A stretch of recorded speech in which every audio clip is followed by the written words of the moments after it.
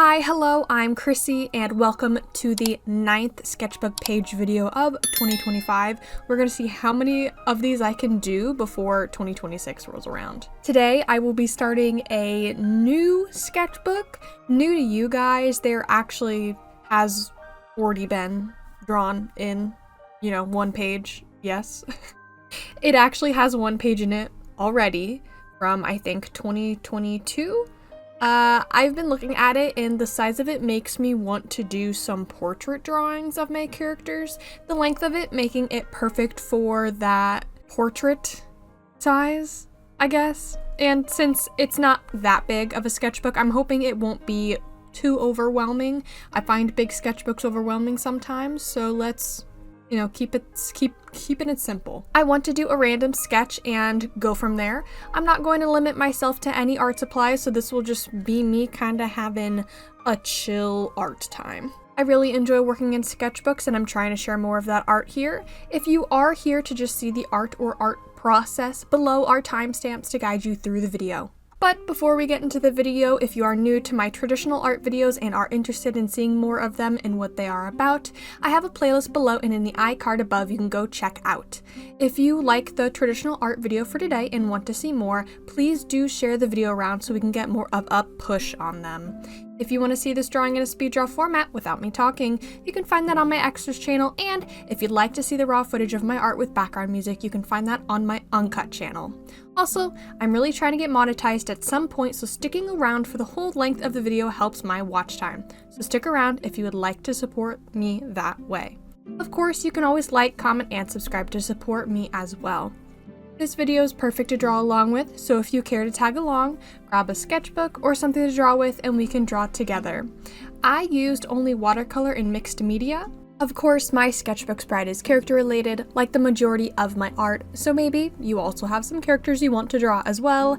I know I always have some sitting around that need fresh art, or if you care to draw the character in today's video, feel free to do so and send it in the Discord server linked below in the description.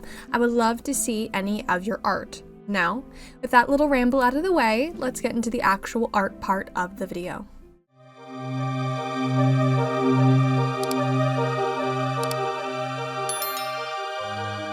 Alright, the art ramble session for the video is now. Ramble warning now for art. If you don't like listening to me talk, it's gonna be a whole lot of me talking.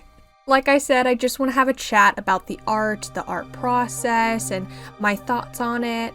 I did something I've been doing recently, which is doing a sketch with Sharpie. I know that's crazy, because once it's there, there's no really easy way to remove it.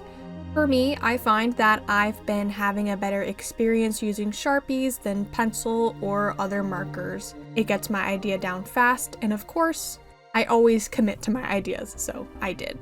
Doing a side view of Galina because Lord knows I need the practice, and drawing her fun snake hair is always just interesting. Next, I pulled out these watercolor-like crayons. They are a soft crayon you can draw with, and once you add water to it, the pigment reacts just like watercolors. Plus, they add a kind of grainy texture, which I like. These supplies work really well for Galina since her colors on her skin blend together, so even if the colors were to bleed into each other, it would be fine. Once I got the first color base, I wanted to go in with a pen. I have to think about what supplies I want to use to finish the coloring. If I want to continue with watercolor, I can't use a black marker liner that will smudge and bleed into the watercolor. So what I do is go in with a second sketch using my purple pen, knowing that if the pen bleeds when mixed with the water, it will be okay since that is one of our base colors. I could just go into the second layer of colors, but I want to make sure the sections are defined in the places they do need it. Colors can bleed together, but I want to be able to see where everything sits properly, and my first sketches aren't always clean enough to tell where everything goes. And if you think drawing all those little snakes was tedious, you'd be right. But I have patience and a craving for art, so it's all good. Now that the second sketch is in place as a guide, we may move forward into the next color layer. Here I placed my much darker colors using my watercolor palette, which, yes, Yes, it is like a cheap watercolor palette I've had since high school, but I still have yet to find one I like better, especially since it has the perfect colors for this specific drawing.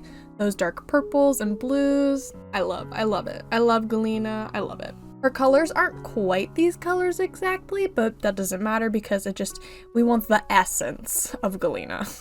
The color palette here reminds me of like crystals and galaxies, like some Pinterest art you would find. It's so pretty. I keep bouncing between places, adding more and more shadows. Watercolor is good for someone like me who wants to be able to slowly build colors. I even do this in my digital art. I find building pigment and colors overlapping each other, making the perfect shadows. You just have to have the patience and eye for it. Not that this is all groundbreaking. I'm just saying. Not that I have it, because sometimes you know what, I don't have it, mama. Sometimes she doesn't have it. I went ahead and added a splatter of purple on her because her skin is textured like that. Plus, I like that technique of flicking the paintbrush and letting it do what it wants. The splatter effect for watercolor is just cool. I don't do it with other supplies because, I mean, you can't really do that with marker efficiently. It would only work with paint and best with watercolor. Now that I'm done with my watercolors and am not adding any water to the page, I can move into line art. I grabbed my black Tombow liner, which slowly is dying, and I need a new one, and it's my favorite liner ever, if anyone wanted to know. Using it, I did the line art. Chrissy always starts at the eyes and makes her way around the page. Line art is always the boring part, just because there isn't much to say about it other than it takes too long. I guess the nice part about having already done all these layers of sketch and color, certain places don't need line art. The parts that need it are the most darkest shadows places. Where the shadows are, that's where we want the darker lines. I liked this drawing a lot, so I even grabbed some acrylic paint to mix together a color to get rid of that Sharpie sketch you could still see on her face. It just stuck out like a sore thumb, so I covered it. I usually just leave things like that in because I usually find it an endearing trait or detail for an artist to leave. I just think it's more personal to the art sometimes to leave the sketch in. But here it was just distracting on the face and it wasn't helping. And on to the next part that also takes excruciatingly long. The next layering of colors being colored pencils. Now, I love how colored pencils look. The layering, blending, and texture is so pretty and perfect. And the time and effort it takes, not so pretty and not so perfect. And it sucks because line art and shading like this is vital in the process, because if I don't do that extra effort, I just hate myself for not putting in all the effort I could have.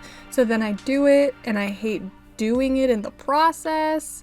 But then I get to see the end result, then I no longer care it took so long. In fact, it's a terrible process because I do it over and over with my sketchbook pages. It really is insanity at its finest. Same routine, different pages. I love the added depth I added with the colored pencils, made Galina pop out more of the snakes in the background.